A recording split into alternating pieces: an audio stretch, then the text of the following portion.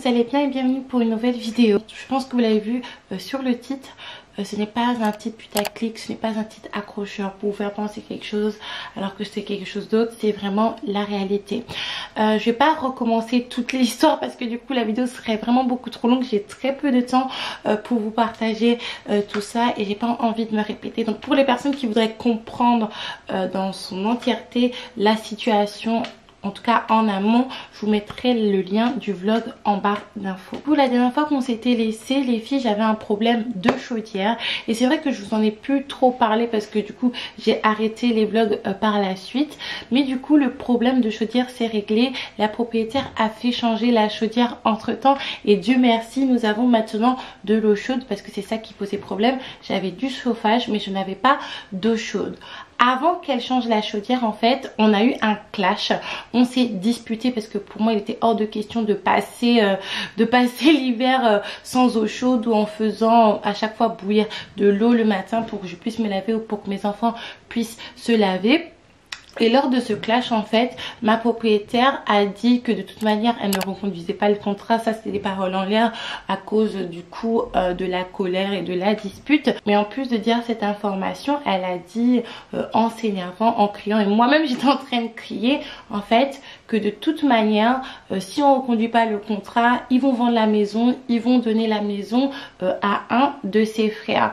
Après, on a pu s'asseoir, on a pu discuter à tête reposée. Elle m'a expliqué les choses que je savais déjà, que cette maison ne lui appartient pas. Je l'appelle ma propriétaire parce que du coup c'est elle qui gère tout dans le cadre de la location. Cependant mon vrai propriétaire c'est son papa qui est un vieux monsieur qui habite juste en face. Donc du coup les filles, moi je pensais que c'est une histoire qui était réglée, qu'on avait tourné la page. Cependant il y a un autre petit couac qui est arrivé à la maison parce que comme je vous ai dit, ce sont des vieilles maisons et disons que, pas qu'il y a des malfaçons, mais disons que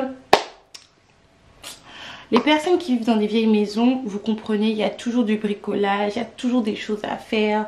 Si vous le faites par des professionnels, c'est extrêmement coûteux. Donc ça fait que il y a eu d'autres petites péripéties qui nous est arrivées, mais après ça c'est tout à fait normal. Donc du coup on a eu un petit souci au niveau de ma salle de bain. Il faut savoir que dans ma salle de bain, il y a beaucoup de soucis, des soucis d'humidité, des soucis d'aération. Et là en fait ce qui s'était passé, c'est que il y avait le tuyau de l'évier qui était cassé, qui était brisé en fait. Donc du coup j'ai appelé la propriétaire en lui disant que je trouve ça bizarre, surtout que moi je ne l'ai pas cassé, les enfants ne l'ont pas cassé, il n'y a personne qui a cassé ça.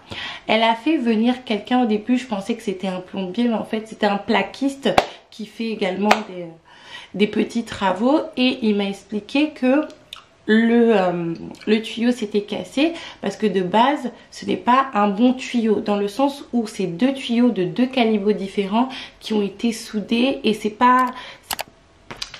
Bref, le monsieur a changé le tuyau, mais il m'a fait comprendre, ainsi qu'à ma maman, parce que du coup ma maman est là depuis un petit moment derrière et c'est elle qui supervisait les travaux, que fin de fin il faudra faire changer tout l'évier, c'est-à-dire les tuyaux plus l'évier, parce que c'est de la camelote, je cite, et qu'il faut tout changer. Entre temps il y a le frère de la propriétaire qui est passé également par rapport à cette histoire d'évier et il a profité également pour checker un problème de fuite au niveau de la douche en fait, parce que il y a quelques mois de ça ils avaient fait changer le robinet de la douche et du coup ça ne faisait que de fuir. Il y avait un problème également de joint et ça, étant donné que c'était un ami à la propriétaire qui l'avait changé, c'était pas de ma faute, il fallait qu'il change tout ça. Gardez bien le fil. Donc du coup le frère est entré en scène, très sympa avec ma mère d'ailleurs, et il a commencé à vouloir réparer le tuyau. Et du coup pour faire la réparation du robinet de la salle de bain, il faut couper l'eau. Et là je me dis mais gloire à Dieu que ce monsieur là est rentré en scène, parce que sinon j'aurais vraiment eu beaucoup de problèmes. Et surtout c'était à 2 jours de Noël. Ce qui s'est passé, c'est que quand il a fait les réparations, en fait il ouvrait et fermait l'arrivée d'eau qui se trouve dans ma cuisine pour voir si ça fuyait toujours. Et donc il a fait sa réparation qui n'ont pas fonctionné, parce que ce n'est pas un plombier, hein. Être plombier, être électricien, être maçon, c'est vraiment un métier en fait.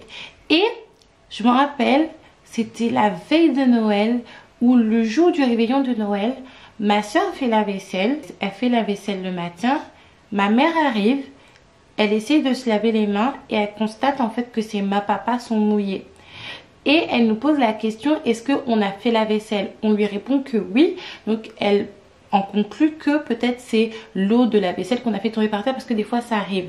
Cependant là il n'y avait pas d'eau en fait sur le placard, parce que du coup si tu fais tomber de l'eau de la vaisselle par terre, il doit en avoir un petit peu sur le placard. En fait ce qui s'était passé, c'est que il y avait une fuite au niveau du tuyau d'arrivée d'eau, à force d'ouvrir fermer, d'ouvrir fermer, d'ouvrir fermer.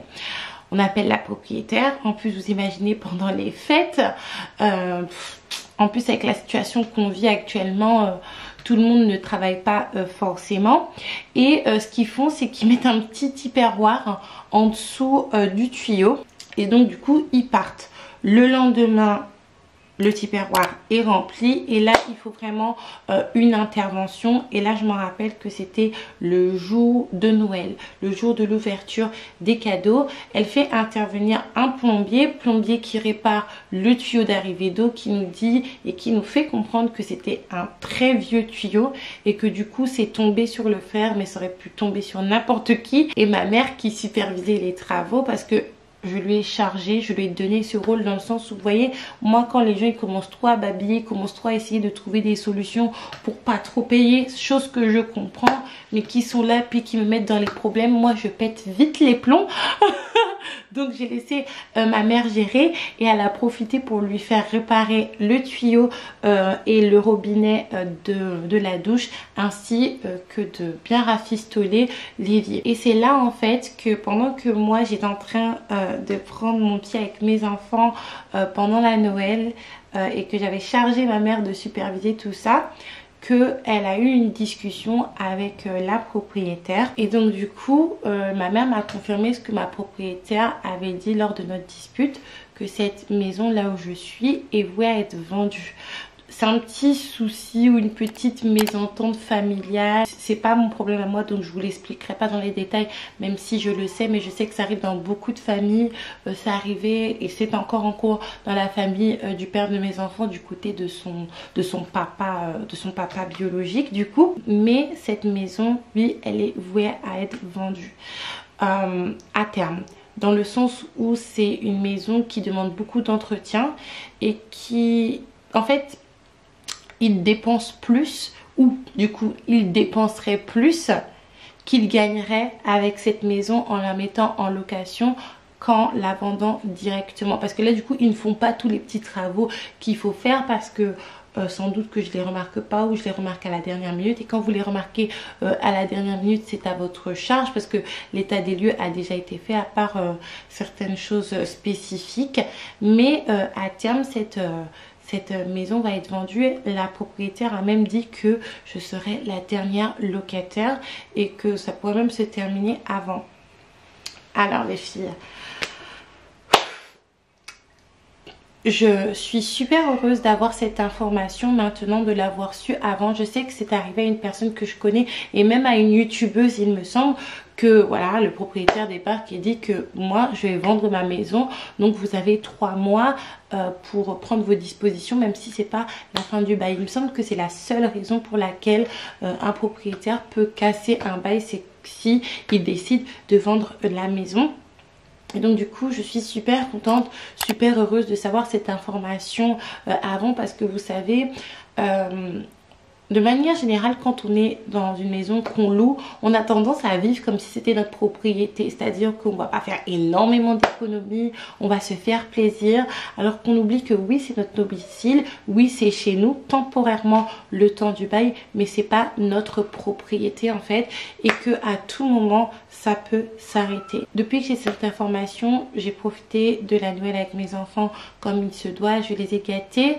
Mais je me suis dit pendant la Noël que à partir de janvier on coupe tout, c'est-à-dire que c'est économie à fond pour justement pouvoir mettre de l'argent de côté et pour pouvoir commencer à envisager la suite, et surtout une suite que j'aurais choisie, qu'on aura choisie, parce que cette maison là, même si je l'aime beaucoup, on a été parachuté ici. C'est le père de mes enfants qui l'a trouvé, mais étant donné qu'on nous a dit oui, nous on n'allait pas dire non parce que on n'avait plus de maison clairement. Moi j'étais chez ma mère et le père de mes enfants il était chez son cousin et chez un copain à l'époque. Mais là, étant donné qu'on a déjà cette information en amont, qu'on va devoir partir, que ce soit très prochainement, à la fin de l'année scolaire ou en 2022, on aura le temps de choisir ce que l'on veut faire. Et du coup là la question se pose de qu'est-ce que l'on va faire avec les enfants. Je suis encore en train d'y réfléchir. Là du coup je suis plus dans le processus de travailler, de mettre pas mal d'argent de côté. Je suis en train de réfléchir également si je continue à meubler ma maison. Il y a d'autres meubles qui doivent arriver. Je pense que je vais clairement continuer à meubler et prendre mes affaires, mais je vais pas trop surcharger non plus, parce que je sais pas si je serai dans une aussi grande maison ou dans une plus petite maison, mais ça sera clairement une maison avec 2 chambres minimum, voire 3.